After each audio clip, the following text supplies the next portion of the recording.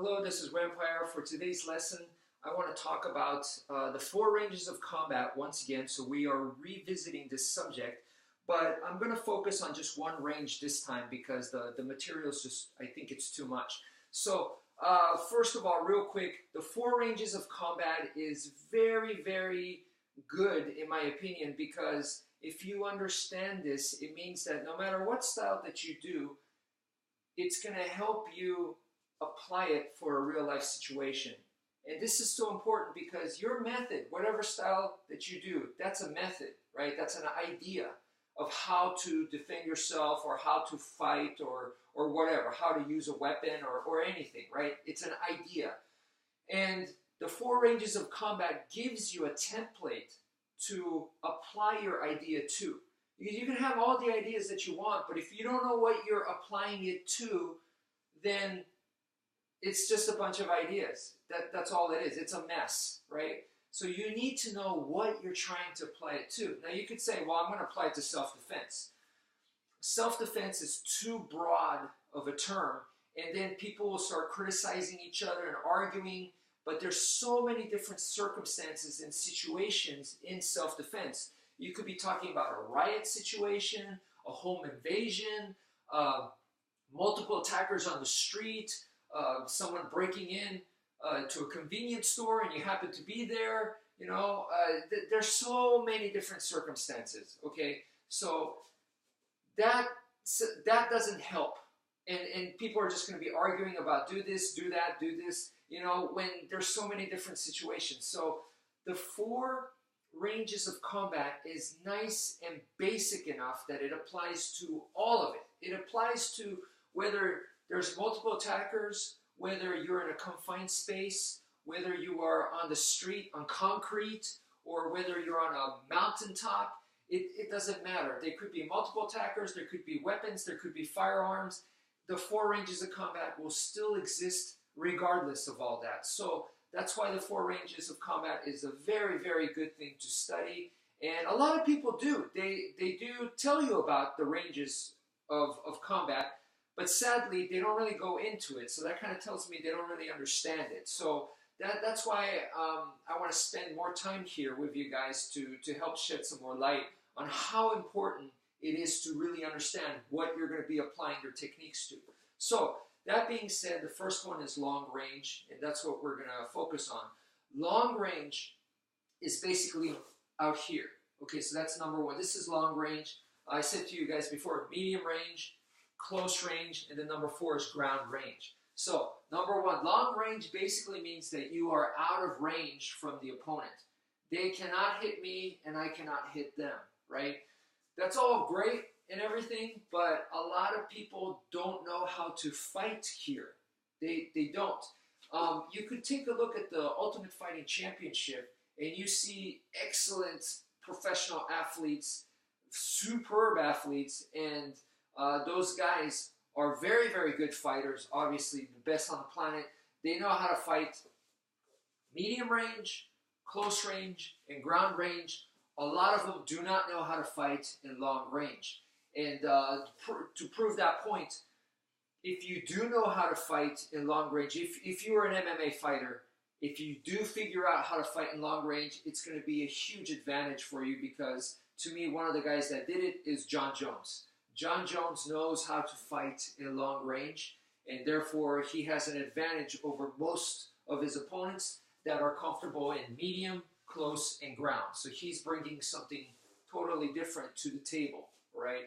So, but also not just for something like that, like the MMA or UFC type competition, combat sport, but also in a real life situation. All 4 of the ranges can happen in a street fight. You never know which one it might be, or maybe you'll go through multiple ranges, but the long range is definitely one of them, and it might even be the most common out of all 4. So long range is definitely something that you do want to practice. You do want to know how to fight here.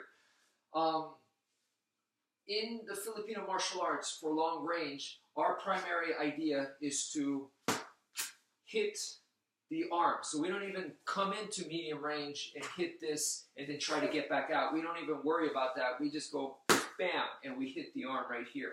So that's called defang the snake, which is a huge principle for us. So for Filipino martial arts guys, we do this all day long, boom, boom, and we keep the distance. So we're relatively comfortable in long range using that strategy. It gets interesting when, what do you do when the other guy is also using the same strategy? But that being said though, that's how we do it. Taekwondo guys also I think would be really, really good in long range because they got the flying kicks. So they could be using those crazy flying kicks, aerial kicks and stuff to come in and then get right back out, back into long range. So that's how those guys can be successful there. Another thing is projectile weapons, right? So it's either a firearm or you pick something up like a rock and you throw it, or you have throwing knives, or you're comfortable throwing a tomahawk or something like that. Projectile weapons is something that you could also practice for long range. And then another one is, believe it or not, psychological. So to give you quick examples, I remember way back when I was in college, I was challenged. So I was in a challenge match, and I knew that this guy fought in a very similar way as I did. So he was a JKD guy, and I also practiced JKD. So I knew things were going to be very similar, but I needed an advantage because I definitely thought he was a better athlete than me, because I was not an athlete. So I was like, how can I have the advantage? Because if we just go straight on, he's going to win.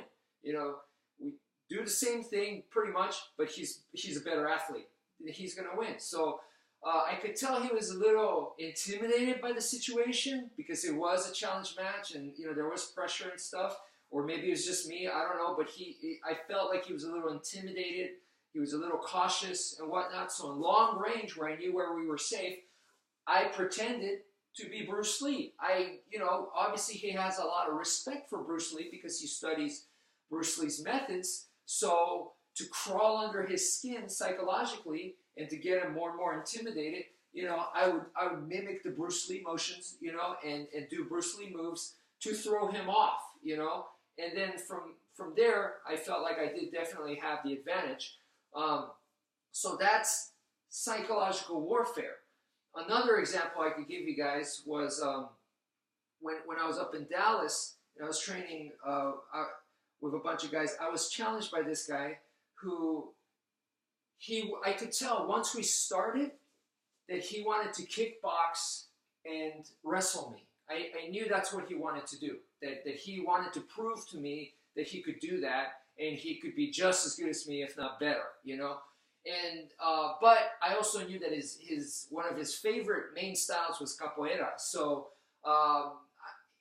but he wanted to do that. So because he wanted to kickbox and wrestle with me, in long range where we have the distance and I knew I was nice and safe, I started doing capoeira moves like this, And then he was like, I think he was like, interesting, And then I did one of those kicks where your hand touches the ground and you throw it like a spin kick. So I did one of those that came pretty close to his face.